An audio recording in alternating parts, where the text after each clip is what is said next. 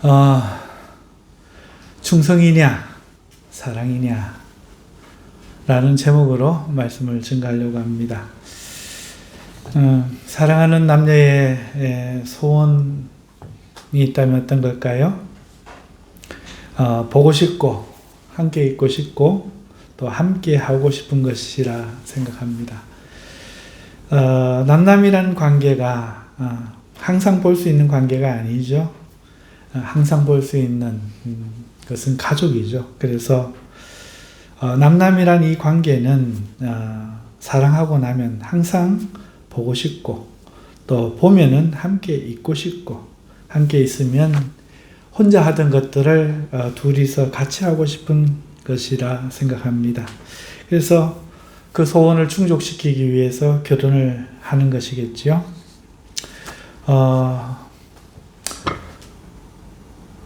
하지만 연애 때는 어떻게 하나요? 연애 때는 결혼을 하지 않았을 때는 항상 또 한편에는 변심의 가능성이 있습니다.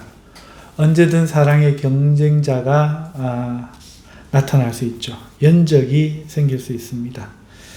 그리고 사랑하는 사람의 변심이 가능합니다. 그래서 남녀의 심리, 이때 결혼 전에 남녀의 심리는 항상 갈등하고 초조하죠. 이때 유치한 그 특징, 공통적으로 나타나는 유치한 특징이 있습니다. 그 뭐냐 하면은 연인들은 항상 상대방 마음을 확인하려고 한다는 겁니다.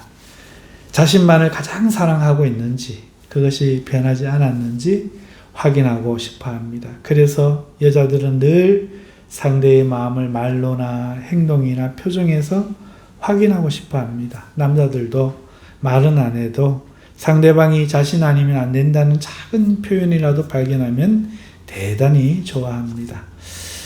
왜 제가 이 말씀을 드린가 하면은 오늘 오전에도 지난주에는 같은 본문을 가지고 24절부터 마태복음 10장 24절부터 33절을 우리의 대적, 세상이 우리를 공격하는 그런 것에 초점 맞추어서 보는 거랑, 또 그런 가운데서 우리를 사랑하시고 지켜주시고 인도하시는 그 하나님을 바라보는 거랑 전혀 다른 이야기잖아요. 같은 건데 전혀 다르잖아요. 그것처럼 오늘 이 본문도 오늘 우리 본문에서 보는 그 관점과 전혀 다른 관점으로 보기 위해서 연인들의 사랑 이야기, 남자와 여자의 사랑 이야기로 제가 시작을 하고 있습니다. 오늘 본문의 예수님은 누구든지 사람 앞에서 나를 시인하면, 읽은 32절, 33절 말씀은 누구든지 사람들 앞에서 나를 시인하면 나도 하늘에 계신 내 아버지 앞에서 그를 시인하리라 말씀하시면서, 또 누구든지 사람들 앞에서 나를 부인하면 나도 아버지 앞에서 너희를 부인할 거다, 이렇게 말씀을 합니다. 이 말씀을 어떤 관점으로 보느냐에 따라 전혀 또 다른 이야기가 될 수가 있는데요. 오늘 이 마태복음의 말씀을 읽으면서 우리 남자들은, 여성들은 어떻게 보시는지 모르겠는데 한번 느껴보시죠. 남자들은 이 이야기를 곧장 충성의 관점에서 잘 봅니다. 왜냐하면 남자들에게 그게 익숙하거든요. 그래서 이 말은 네가 내게 충성하고 끝까지 믿음을 지켜 충성하면 내가 보상하리라, 이렇게 들린단 말이죠. 이렇게 들려요. 이해가 그렇게 돼요. 충성이라는 것의 어떤 그래서 이 말을 들은 남자들은 그래, 결코 부인하지 아니하리라, 우리 예수님에게만 충성하리라, 이런 씩씩한 반응을 나타내는 것이죠. 그런가 하면 여자들은 어떨까요? 저는 여자가 아니지만 여자들은 어떨까요? 남자 같은 분도 물론 있겠지만 여자들은 보다 절개의 관점에서 이게 느껴질 수 있어요. 그래가지고 한 사람만 사랑해야지, 이런 관점 말입니다. 다른 남자에게는 꼬리치지 않는다와 같이 이해되는 거죠. 누가 접근하면 나 임자 있는 몸이야 이렇게 하는 말로 들리죠. 그러면 오늘 이 말씀을 예수님은 충성 모드로 하실까요? 아니면 연애 모드로 할까요? 오늘 마태복음은 사실 충성 모드로 하고 있어요. 이 복음서는 시리아와 안디옥에 있던 믿는 유대인들에게 쓰는 복음서입니다. 예루살렘에서 박해가 시작되고 야고보 사도가 순교했을 때 기독교인들이 사방으로 흩어졌어요. 그때 많은 사람들이 간 곳 중에 하나가 바로 이 시리아 안디옥이었는데요. 그래서 유대교의 박해도 있었고 로마의 박해도 있어서 이 앞에서 변절을 하지 말 것을 강조하는 복음서가 이 마태복음이란 말이죠. 그래서 중성 모드예요. 그래서 오늘 이 본문에 보면은 나를 시인하면 나도 시인하고 나를 부인하면 나도 부인할 거야. 이런 어떤 중성 모드 이런 게 쓰여져 있습니다. 자, 그런데 오늘 본문은 아니지만 요한복음을 좀 소개할게요. 요한복음을 보면은 요한복음의 저자는요 공간복음. 그러니까 마태, 마가, 누가 세 복음서를 공간복음이라 같은 관점에다 사실은 전혀 달라요. 근데 학자들 자기들끼리 그렇게 붙였어요. 어쨌든 그걸 받아들여서 이 요한복음 저자는 공간복음과는 다른 특이한 전개를 보이고 있어요. 공간복음은 뭔가 비슷하거든요. 예수님의 출생, 당시의 이야기, 예수님이 하셨던 말씀, 기적 이런 것들이 공통적으로 이렇게 비슷하게 되어 있는데 요한복음 저자는 상당히 특이합니다. 다릅니다. 먼저 예수님이 하나님인 것부터 서두에 밝혀요. 태초에 말씀이 계시니라 막 이러면서 예수님이 하나님이신 걸 밝혀요. 그 다음에는 그 예수님이 하나님이 이 땅에 오셨고 사람들은 알지 못했고 세례 요한이 예수님을 그리스도라 증언하는 내용이 뒤따르고 그의 두 제자가 그런 증언을 듣고 예수님을 찾아오고 베드로의 동생 안드레는 형에게 우리가 예수님 메시아를 만났다. 예수님을 메시아라고 막 소개하고 예수님이 부른 빌립은 숨어있던 나다나엘을 데리고 오는데 예수님은 그가 나무 아래에서 기도할 때부터 본 참 이스라엘이라고 하시면서 이 나다나엘은 그런 예수님을 보고 당신이 이스라엘의 왕이십니다 하는 고백을 끝남으로써 다른 복음서에서는 나중에서야 이가 참으로 이스라엘의 왕이 아니실까 하는 그 이야기를 처음부터 아주 급박한 논리적 전개로 써나가고 있어요. 1장에. 아주 특이하죠. 그리고 나서 이어지는 이야기는 당연히 이제 예수님이 어떤 가르침을 했는가 가르침이나 예수님이 어떤 기적을 베풀었는가 이런 기적들이 소개될 것 같은데 2장에 가면은 굉장히 생뚱맞은 이야기로 시작합니다. 바로 가나 혼인잔치죠. 어떤 복음서에도 없고 어떤 서신서에도 없는 이야기예요. 듣도 보도 못한 듣보잡이라는 얘기죠. 물론 요한복음의 저자가 요한이라고 보통은 알고 있는데요.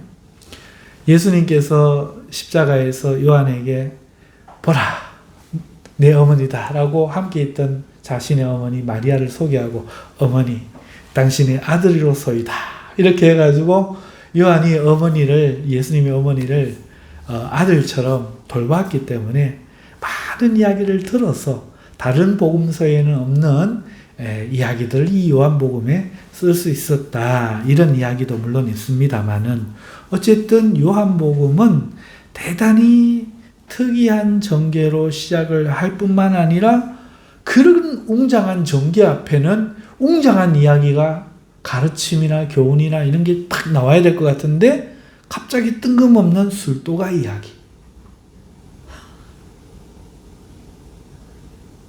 예수님이 술 빚은 이야기가 툭 튀어나온단 말이죠. 그러면 그냥 튀어나오지 않겠죠. 의미가 있을 겁니다. 여러분, 이 이야기에 보면 무슨 교훈이 없어요. 예수님이 술 만들었으니 장로님 믿음으로 술 만드시기를 바랍니다. 할렐루야! 이렇게 할 수 있겠습니까? 교훈이 없어요. 가르침도 없죠. 예수님이 술 만드셨다는 난처한 이야기예요. 믿는 사람이 술을 마셔도 되는가? 이런 문제도 곤란한데 아예 술을 만들어. 그 다음에 예수님마저 어머니에게 한 말이 우리를 난처하게 해요. 기껏 이 이야기 속에 나온 예수님은 자신의 어머니한테 여자여 나와 무슨 상관이 있나이까? 내 때가 아직 이르지 아니하였나이다 라고 거절하고 어머니도 아니고 여자여라고 부른단 말이죠. 우리가 읽기에 아주 좀 난처하죠. 예수님이 양반이 아닌가? 아니면은 네 가지가 없으셨는가? 곤란한 아주 난처한 그런 장면, 이런 이야기가 탁 등장한, 이게 너무나 특이하다는 거죠. 요한복음이. 여러분, 왜 요한복음은 이렇게 주님의 공생의 첫 부분을 시작할까요? 요한복음은 복음과 예수 그리스도와 구원의 본질에 대해서 쓰는 책이에요. 다른 복음, 공관복음들은 예수님의 태어나심과 행적, 그리고 승천하심에 대한 사실에 대해서 다루고 있다면은 요한복음은요, 복음이란 뭔지, 예수 그리스도는 어떻게 복음이 되고 구원이 되는지, 구원의 본질과 신앙의 본질은 무엇인지, 이거에 대해 쓰는, 우리로 치면 학교 다닐 때 마태, 마가, 누가복음은 교과서, 요한복음은 자습서 같은 거예요. 자습서에 보면은 설명이 달려 있잖아요. 그러니까 요한복음은 그런 본질에 대해서 설명해 주는 책이죠. 그러니까 요한이 말하고 싶은 게 있어요. 뭐냐? 구약의 이스라엘의 백성들은 하나님께 충성을 요구받았고, 그래서 충성하고자 했지만 모두 실패했다는 거예요. 하지만 신약의 하나님은 그 백성들에게 실패한 충성이 아니라 이번에는 결혼과 같은 사랑하자 말씀하신다. 아버지와 아들 말고 남자와 여자의 결혼과 같은 사랑하자. 이 사랑을 원하시고 이것이 사랑이 하나님의 사랑의 핵심이다. 구원의 핵심이다. 믿는 것의 핵심이다. 이 말을 지금 하고 싶어서 이 이야기가 등장하는 겁니다. 이 가나 혼인잔치의 비유에 등장하는 게 뭡니까? 돌 항아리 6개 아닙니까? 거기에 있는 물이 포도주로 변한 거지요. 6일의 창조처럼 6개의 돌 항아리. 그것도 발 씻을 물을 포도주로 바꾸어 하나님의 기쁨이 될 수 없었던 이 창조를 예수님의 기쁨으로 변화시킨다는 어떤 의미를 부여하고 있죠. 거기다가 이 술이 왜 떨어졌겠어요? 돈이 없어갖고 술을 조금밖에 준비 못한 거예요. 가난한 혼인잔치가 슬픔으로 끝날 그 비극의 이야기를 예수님이 바꾸신 거잖아요. 그러니까 에덴 동산의 축제로 하나님을 형상하고 존귀하게 막 그럴싸하게 시작했는데 반역과 심판으로 끝날 이 슬픔의 이야기를 우리 주님이 바꾸신다. 그리고 예수님이 대답해서 나타난 것처럼 자신과는 상관이 없고 책임질 일도 없지만 어머니의 부탁을 받은 예수님처럼 하나님 아버지의 부탁을 받아 바꾸어 주신다 하는 이야기죠. 거기에 더해 예수님은 실제로 우리의 신랑이 되셔서 자신을 3번이나 부인하고 바닷가로 고기 잡으러 간 배신자 베드로를 다시 찾아서 나를 사랑하느냐 하는 이 이야기로 요한복음이 끝마치고 있다는 거예요. 요한복음 끝에 가면은 예수님이 배신자 베드로를 부활했다 하니까 그만 난 고기 잡으러 간다 이러고 가버린 베드로를 찾아와가지고 베드로야 네가 나를 사랑하느냐로 끝나는 거예요. 사랑하는데요. 그럼 내 양 쳐라. 3번이나 이렇게 하는데 이것은 마치 무엇과 같은가 하면 구약에 가면 있는 슬픈 이야기. 뭡니까? 호세아 이야기. 이스라엘 백성이 하나님을 배신하고 자꾸 우상 숭배하러 간 그걸 빗대어서 호세아에게 음란한 아내 여인 고멜을 3번이나 용서하고 찾아온 이야기를 떠올리도록 3번이나 부인한 베드로를 3번이나 용서하며 사랑하느냐고 물으시고 양을 맡기신 이야기를 통해서 바람이나 집을 떠난 아내를 용서하고 다시 찾아오는 이 사랑의 이야기로 요한복음 말하고 싶은 거예요.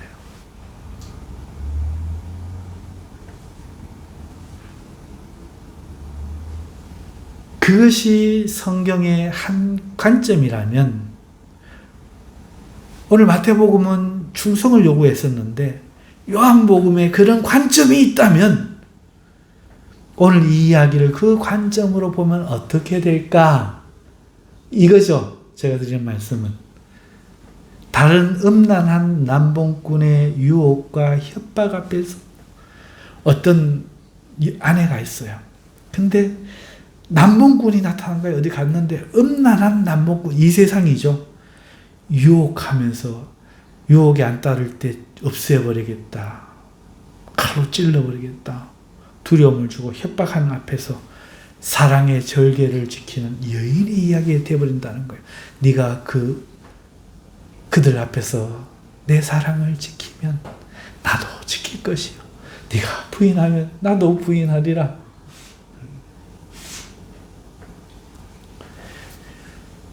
그러니까 진정으로 회개하고 호세아를 남편으로 맞이하게 되는 운명이 바뀌는 고멜의 이야기가 들려지면서 오늘 너희가 선조가 그렇게 나를 배신한 사람들이었지만 하나님이 이제는 사랑의 관점으로 찾아오셨으니 너희가 로마의 박해를 피해서 여기에 왔고 유대인의 박해를 받을지라도 이번에는 나를 부인하지 말아라. 내 사랑을 받아도 이런 이야기로 들린다는 거죠.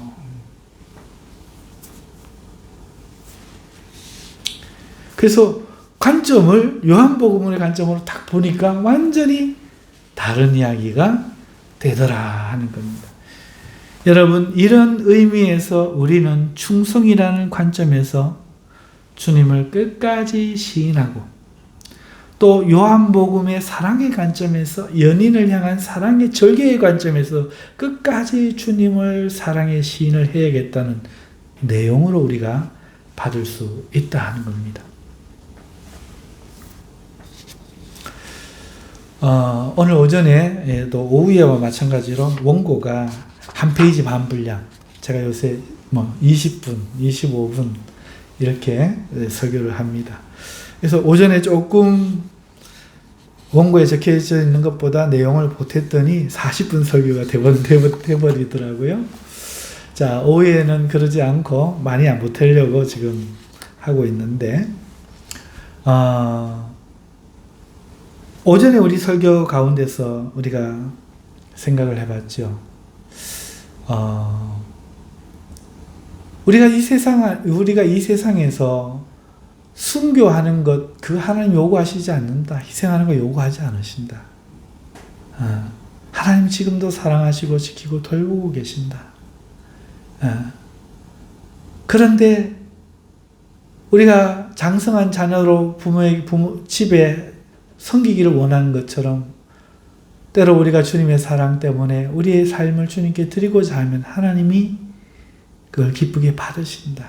그래서 순교는 자원하는 것이고 자발적인 것이고 거룩한 것이고 하나님께 영광이 되는 그런 것이다. 말씀을 드리면서 그렇게 아니하실지라도 하나님은 절대로 나쁘게 보시지 않으시고 사랑하여 우리를 지켜보고 계신다. 이 말씀을 드리면서 한편으로는 이렇게 보면서, 하나님을 이렇게 보면서, 나는 하나님의 잊혀짐을 받은 사람으로 오늘 고생을 하는 게 아니라, 이런 고생들은 다 나의 잘못일 때가 많고, 오히려 그 결과를 다 맞도록 하나님이 은혜 베풀어 주셔서 오늘 내가 그래도 다른 세상 사람들보다 더 나은 삶을 살 수 있구나. 이런 것을 생각하면서 한편으로 이렇게 보면서, 또 한편으로서는 그렇다고 해도 이 하나님만 믿고 내 적이 있음을 잊고 사는 알바트로스 새의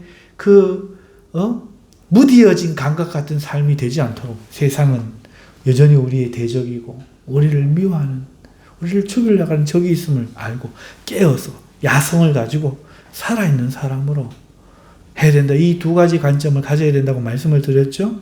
오늘 오후에도 똑같은 본문 중에 32절, 33절을 가지고 오늘 본문에 소개되는 것이 유대인들에게, 박해받던 유대인들에게 남자의 관점으로서 충성을 요구하는 그런 관점이었다면, 오늘 본문에는 없지만 요한복음의 관점을 가지고 와서 오늘 이것을 볼 때에, 오늘 이 32절, 33절 말씀은 사랑의 말로 다 할 수 없는 어떤 연애의 말씀처럼도 우리에게 다가온다. 그러면서 충성이란 것만 생각하지 말자. 이것도 생각하자. 이 말씀을 드리는 겁니다. 왜 그렇습니까? 여러분, 우리는요, 경향이 우리가 믿음의 유대인으로서 하나님께 충성하는 경향을 가진 신앙인이 있을 수 있다는 거예요. 그렇다면 오늘 이 말씀을 가지고 충성하십시오. 하지만 강제적인 충성이 뭔가 불편하고 자유로운 게 좋고, 강제적이기보다는 사랑의 어떤 관계에 끌리시는 성향이 있으십니까? 그렇다면 오늘 이 말씀으로 영적 사랑인 예수님께 사랑을 고백한 사람으로 보시라는 거죠. 어느 것만 맞다 하는 편협한 사람 되지 마시고,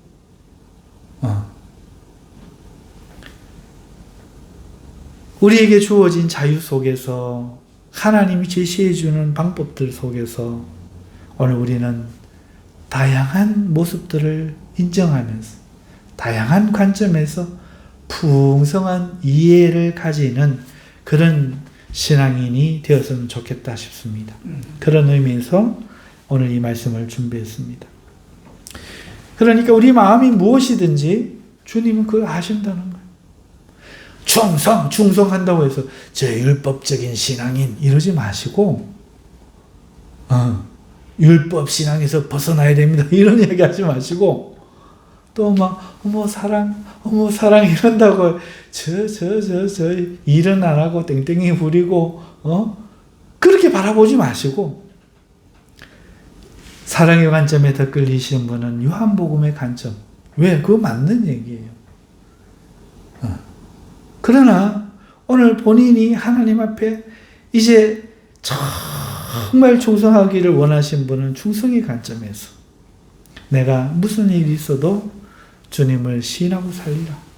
나는 예수님 앞에 내 사랑의 절개를 지키리라. 자기의 성향대로 주님을 사랑하시면 우리 주님은 그 중심을 아시고 인정하시고 우리를 받아주신다는 사실에 기뻐하실 수 있는 저와 여러분 되시기를 주님의 이름으로 축원합니다. 기도하겠습니다. 거룩하시고 자비하신 하나님 아버지, 오늘 이 말씀 가운데 저희들 큰 은혜 받고 깨달음이 있게 하여 주시옵소서. 예수님의 이름으로 기도합나이다. 아멘.